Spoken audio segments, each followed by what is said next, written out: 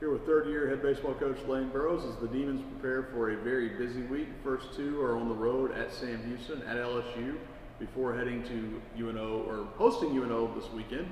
Hopefully the weather will comply. Coach, as you look ahead, it's a very unique first midweek of this week because rarely do you play conference teams in a non-conference game. Yeah, scheduling is getting harder and harder. It's tough to find opponents, quality opponents in the middle of the week, especially when you get this deep into the season. Everybody's about at the halfway point of their league play. And Matt took over that job. He's a friend of mine, and he needed some help. He needed a game. I needed a game, and they came over here for their conference, so we told them we would go over there. We're on spring break, so it gives our guys a chance to go over there. We'll stay the night and play a good Sam Houston team, midweek contest, and we'll load up and go play LSU on Wednesday. How much does it change playing a team in a midweek game that you've already seen? Granted, you may see a different arm, but most of the lineup will be the same. It will. It doesn't change a lot to me, and I'm sure Coach Deggs and everybody else. It's just another opponent. We're not going to go into the game thinking, wow, this is a Southland team. It's a midweek opponent, and we're going to try to win the game like we always do. And I know they'll do the same. It will be different arms. You'll run a midweek guy out there, and in our case, probably a guy that hadn't pitched a lot because we do have a game the next night. So it doesn't change the way you approach it. It's just a road midweek game late in the season.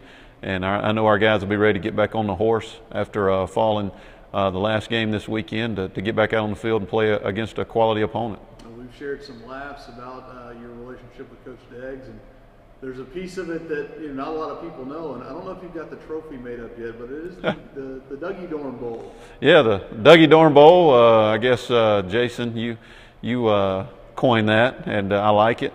But both of us lived in Doug's house at one point, as have a lot of people that's come through Northwestern State. So it's kind of rite of passage, and we beat them this year in the series. So I guess we won the first annual, if it can be called the first annual. Well, since it's Ireland, we may do a Jules Shillelagh or something. There you go. So, but we had a good series against them. It was good to beat Sam. 2 out of 3 here. Always good against those guys. They've been the king of our conference for 3 years. They've won the league 3 years in a row. Until somebody knocks them off, they're still the champs. So, again, excited to go see those guys compete against a good team, and ready to see our guys get back out on the field. And turning the attention to Wednesday, obviously you don't put the cart before the horse when you play Sam, but you look ahead and it's a rivalry that everyone here in Louisiana looks forward to. Everyone here in Natchitoches looks forward to. You go down and take on LSU, and they're once again right where they usually are, a top 5 program. Yeah, I guess they're number 1 in the country this morning. I don't look at polls until we're in them. I really don't. I've seen LSU play 3 or 4 times on TV this year, and I think it's the best team they've had in a long time. I think they're the best team in the country. I don't see any weaknesses. Very physical, very athletic.